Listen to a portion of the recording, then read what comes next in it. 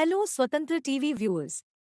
I am Mahima, welcoming you to our English Bulletin with latest news, updates and analysis.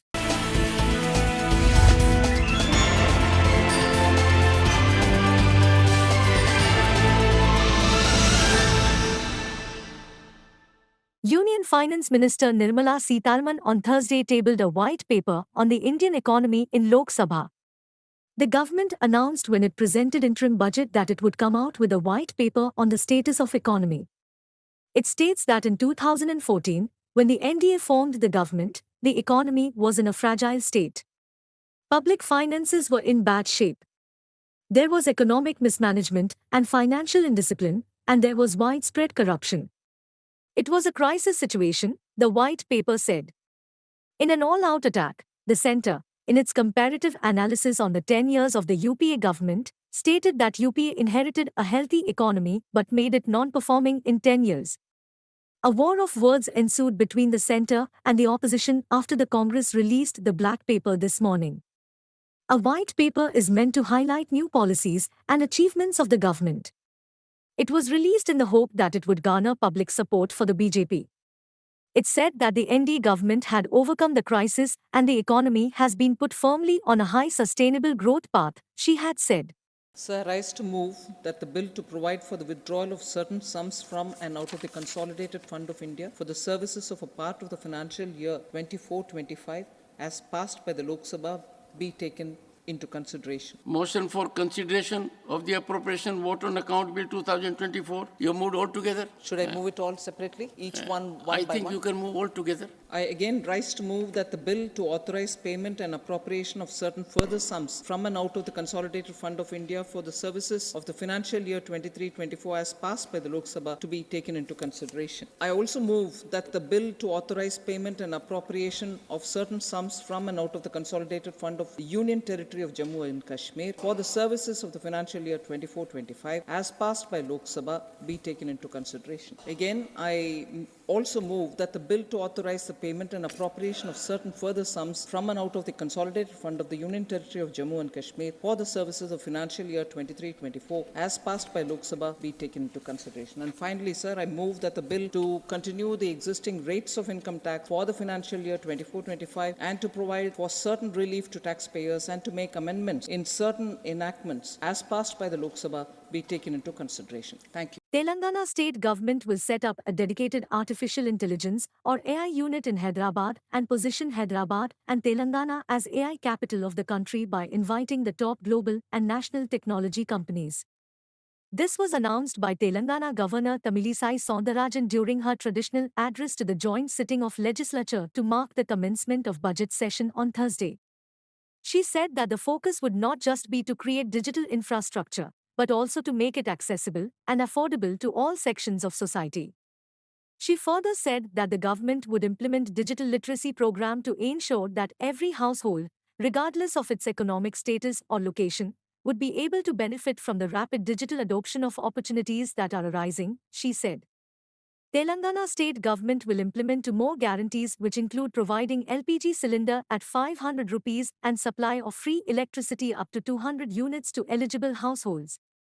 Telangana Governor Tamilisai Soundararajan, during her traditional address to the joint sitting of legislature to mark the commencement of budget session on Thursday, made it clear that the state government was committed to fulfilling the 6 guarantees. Through initiatives like Raitu Bharosa and crop loan waiver, the government aims to empower the farming community. She reiterated the state government's resolve to conduct caste census. The objective behind the exercise is to elicit data required to estimate the social, educational, economic, employment, and political opportunities for different castes in general and backward classes in particular.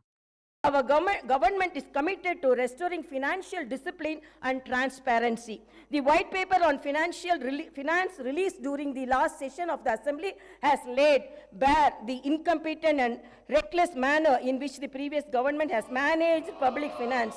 The people of Telangana have handed over a rich state to the previous government, and after 10 years, they have handed over a debt-ridden state to us. The immediate challenge is to improve the state's financial situation without burdening the people. The budget gives us an opportunity to start the path of restoration, responsibility, and accountability in the management of public finance. The National Investigation Agency on Thursday conducted raids at several places, including at the house of a journalist Venugopal, in connection with alleged Maoist links. Venugopal is the son-in-law of poet Varvara Rao, who was arrested Bhima Koregaon case. The officials alleged that the raids are a sequel to information that Venugopal was connected with top Communist Party of India Maoist leader. Searches were also conducted at social activist Ravi Sharma's house in Pound Nagar over the same alleged connection. Following the 4-hour raid at his residence, Venugopal stated that he has been a journalist for 40 years now and all that he has are books. Varvara Rao was arrested in Hyderabad on 28 August 2018 for his alleged involvement in Bhima Koregaon violence that happened on 1 January 2018.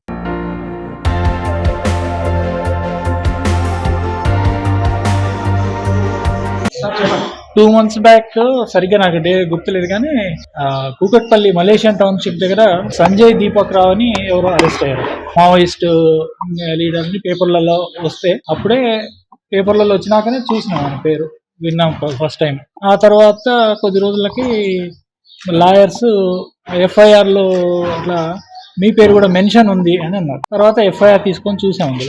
అందులో ఊరికే వీళ్ళు వేణుగోపాల్, నా పేరు, ఇంకా కొంతమంది పేర్లు పెట్టి వీళ్ళు మావోయిస్ట్ యాక్టివిటీస్లో ఉన్నారట అని ఎవరో అన్న, ఆ రకంగా మాత్రమే ఉంది. అంటే ఏమి ఖచ్చితంగా వీళ్ళు ఏదో చేశారనో లేకపోతే ఫలానా దీంట్లో ఉన్నారని అట్లాంటిది ఏమాత్రం ఏం లేదు. అది సరే, దాంట్లో నిర్దిష్టంగా మాపై ఆరోపణలు ఏం లేవు కాబట్టి మేమేమి పట్టించుకోలేదు దాన్ని. తర్వాత ఈరోజు పొద్దున 5 గంటలకి ఫోన్ చేసి కిందికి రమ్మన్నారు. గేట్ తాళం ఉంటుంది మామూలుగా, కిందికి రమ్మంటే ఈలోగా మేము వచ్చేలోగానే వాళ్ళు ఎట్లా వచ్చారో తెలియదు. అంటే కింద వీళ్ళు వాచ్మెన్ ని అడిగి తాళం తీసుకొని వచ్చారా ఎట్లా పైకి వచ్చేసింది. Congress leader Rahul Gandhi on Thursday claimed that Prime Minister Narendra Modi was not born in another backward class family, and he is misleading people by identifying himself as an OBC. Gandhi, while making a brief speech at Jharsuguda in Odisha on the third and concluding day of his Bharat Jodo Nyay Yatra in Odisha, said Modi was born in a family that belonged to the general caste. Modi ji has been misleading the people by saying that he is an OBC. He was born in a family of the Teli caste, which was included in the OBC list during the BJP government's tenure in Gujarat in 2000. Therefore, Modi ji is not an OBC by birth, the Congress MP asserted. Gandhi also alleged that the Prime Minister does not shake hands with OBCs but hugs billionaires. He was accompanied by AICC leader Ajoy Kumar and OPCC President Sharad Patnaik. The yatra will enter Chhattisgarh in the afternoon from Odisha. Narendra Modi ji telecast के गुजरात में व्यक्ति पैदा हुए थे. उनको, उनकी community को BJP ने 2000 में ओबीसी बनाया. आपके प्रधानमंत्री ओबीसी नहीं पैदा हुए, आपके प्रधानमंत्री जनरल कास्ट पैदा हुए. और ये पूरी दुनिया में झूठ बोल रहा है कि मैं ओबीसी पैदा हुआ. पता मैं कैसे जानता हूं?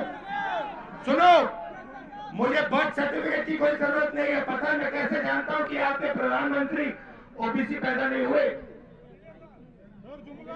वो किसी ओबीसी से गले नहीं मिलते. वो किसी किसान का ऐसे हाथ नहीं पकड़ते, वो किसी मजदूर का हाथ नहीं पकड़ते, वो सिर्फ अदानी जी का हाथ पकड़ते हैं. Chief Minister Y.S. Jagan Mohan Reddy left for New Delhi from Gannavaram Airport in Vijayawada at 5 p.m. on Thursday. He will stay overnight at one Janpath residence in the national capital. As per the official schedule, Jagan Mohan Reddy will call on Prime Minister Narendra Modi on Friday. During the meeting, he will discuss various issues relating to the state such as Polvaram pending funds from the centre and the granting of special status to the state. Though the meeting was officially meant to discuss the issues pertaining to the state, including additional release of funds and implementation of pending promises made in the Bifurcation Act, it is obvious that the Chief Minister will definitely raise the political issues. He is likely to raise the fallout of the TDP-BJP-JSP alliance in Andhra Pradesh and request the Prime Minister not to create any troubles for him ahead of the elections. Sources said though Amit Shah took the initiatives to bring the previous NDA partners back into its fold, Modi is not very interested in admitting TDP chief N. Chandrababu Naidu into the NDA. So Jagan Mohan Reddy will capitalize on this and convince Modi that it is always dangerous to have an alliance with the TDP in the long run, according to sources.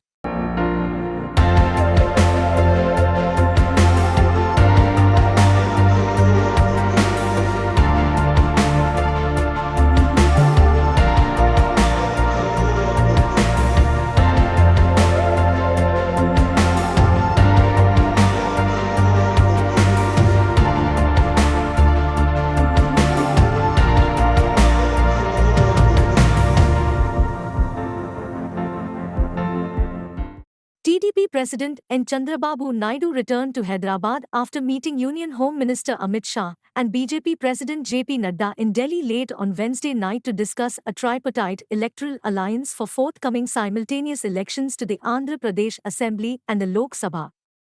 The talks focused on the TDP Jana Sena BJP alliance to take on ruling YSR Congress party. Naidu and Jana Sena chief Pawan Kalyan already held a few rounds of talks for seat sharing and reported to have reached a broad consensus. The TDP, which had snapped ties with the BJP in 2018, is reportedly trying to revive its relations with the Saffron Party. BJP State President D. Purandeswari, who is sister-in-law of Naidu, had recently submitted a report to the party's central leadership on the political situation in Andhra Pradesh. The Reserve Bank of India on Thursday decided to keep policy rate unchanged for the sixth time in a row in view of global uncertainty and the need to bring down retail inflation to 4%. Following RBI's decision to maintain status quo, banks and financial institutions will largely keep lending rates stable. RBI had last raised repo rate in February 2023 to 6.5% after 6 consecutive rate hikes aggregating to 250 basis points since May 2022. Announcing the decision of the Monetary Policy Committee, RBI Governor Shaktikanta Das on Thursday said it has decided to keep the policy repo rate unchanged on the basis of an assessment of the current and evolving macroeconomic situation. These decisions are in consonance with the objective of achieving the medium-term target for consumer price index inflation of 4% within a band of plus 2% while supporting growth. For 2024 to 25, RBI has projected a growth rate of 7% and retail inflation at 4.5% with risks evenly balanced. The real GDP growth for the next financial year is projected at 7% with Q1 growth at 7.2%, Q2 at 6.8%, Q3 at 7% and Q4 at 6.9%. As per the National Statistical Office, the country is expected to record a growth rate of 7.3% in the current financial year ending March 2024. The MPC met on 4th, 5th and 6th October 2023. After a detailed assessment of the evolving macroeconomic and financial developments and the outlook, it decided unanimously to keep the policy repo rate unchanged at 6.5%. Consequently, the standing deposit facility, that is SDF rate, and the bank rate remain at consequently the standing deposit facility rate remains at 6.25% and the marginal standing facility, that is MSF rate, and bank rate at 6.7%. The MPC also decided by a majority of 5 out of 6 members to remain focused on withdrawal of accommodation to ensure that inflation progressively aligns to the target while supporting growth. The Congress released a black paper on Thursday to counter the Narendra Modi government's white paper on its performance for the past 10 years, targeting the centre over its many claims, most notably, job creation. Congress black paper highlights failures of the Modi government on unemployment, price rise, and also farmers' distress. The government will never say how many people got jobs. They are not releasing MGNREGA funds. They are discriminating against states, Congress President Mallikarjun Kharge, who released the paper, said. Countering the centre's attack on Congress ideologues Jawaharlal Nehru and Indira Gandhi, he said and asked the centre what it did to control inflation. The Congress party's move comes ahead of the BJP government's white paper, listing its achievements since it came to power in 2014. Accusing the Prime Minister of saying countless false things against the previous UPA governments, he flagged the rise in unemployment rate, drop in average GDP growth rate, and vacant government posts under the incumbent government. Despite being in power for 10 years, instead of talking about himself, he only criticizes the Congress party.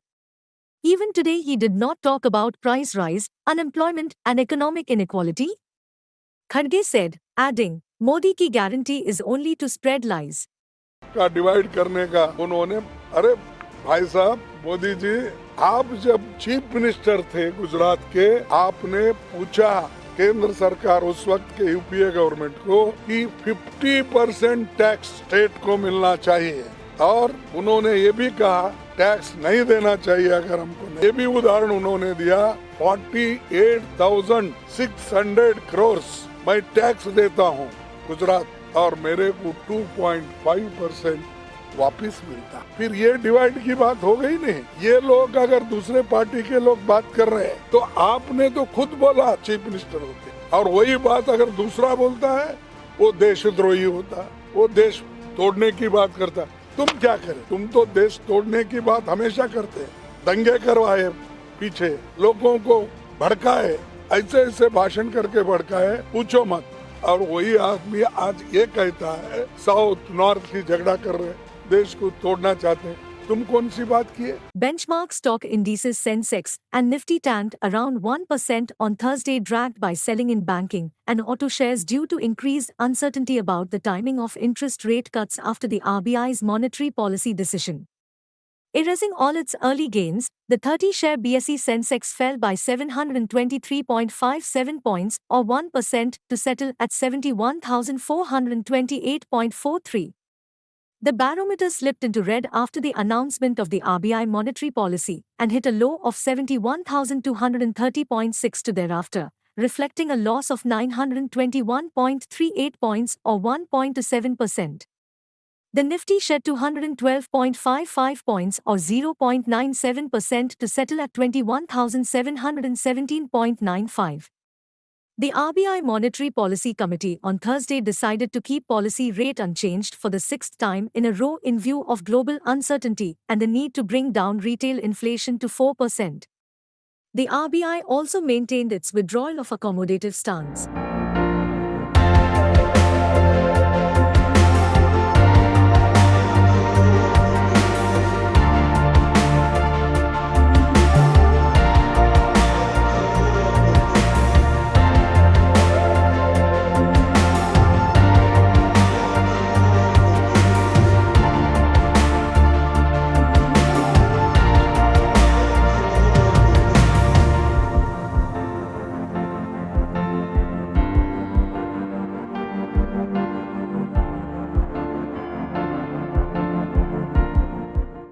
Delhi Chief Minister Arvind Kejriwal on Thursday accused the BJP-led centre of waging a war against state governments led by opposition parties.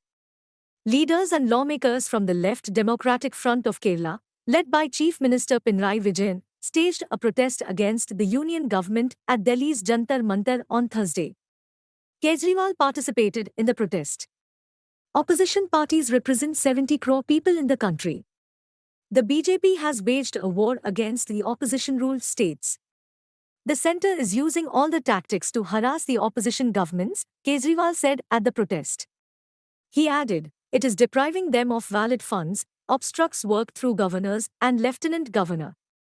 They are also harassing them by using central agencies to arrest opposition leaders. The centre has arrested Hemant Soren, now they can arrest even him, Kejriwal said.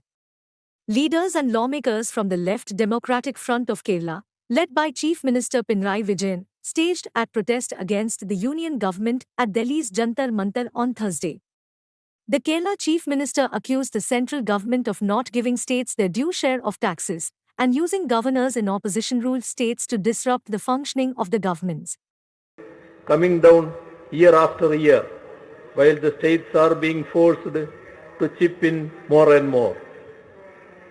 As it is, the states are having to shoulder the major burden of expenses in the country. According to RBI reports, the states are having to cover a substantial 65% of the country's total expenses, with the union's contribution being only 35%. ये जंतर मंतर वो जगह है जहां पे इस देश की प्रजा सरकारों के एक्सप्लॉयटेशन से तंग आके यहां पे धरने प्रदर्शन करने आती है,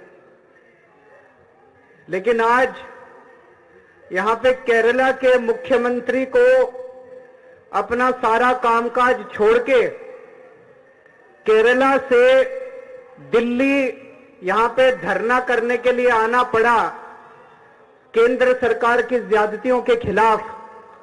मैं समझ रहा हूं ये भी इस देश को ये दिन भी देखना था। Indian American student of Purdue University in US dies by suicide. A 23-year-old Indian American student at Purdue University, who was found dead in a nature preserve in Indiana this week, died from a self-inflicted gunshot wound to the head, according to authorities. Sameer Kamath, a US citizen, was found dead in the woods on 5th February in Nish's Land Trust Crows Grove in Williamsport, Indiana. Justin Brummett, coroner at Warren County Coroner's Office, said in a press release on Wednesday that a forensic autopsy was performed on Kamath on 6th February in Crawfordsville, Indiana. The press release from the coroner's office said that the preliminary cause of death is a gunshot wound of the head and Kamath died by suicide. A toxicology report is pending.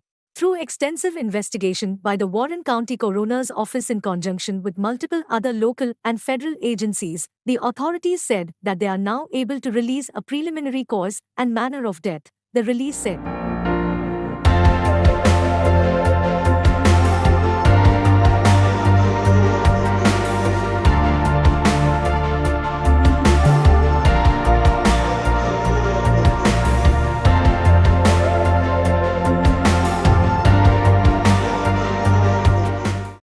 The Indian Meteorological Department, Hyderabad, on Thursday said that even though there is rise in temperatures in Hyderabad, winter has not receded yet.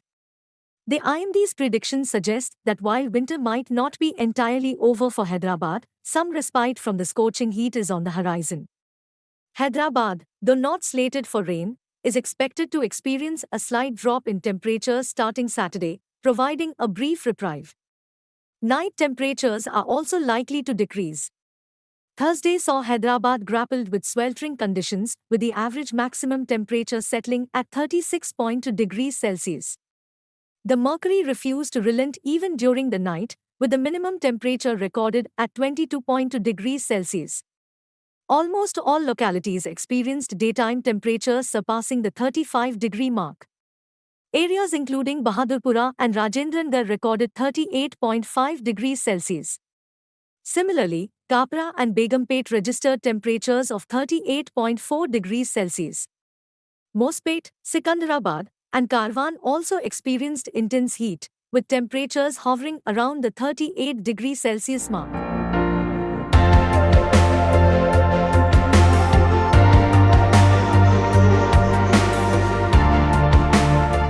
Thank you for watching Swatantra TV English Bulletin. For a complete and comprehensive English news bulletin, please do watch Swatantra TV every day. This is Mahima, signing off. Keep watching Swatantra TV.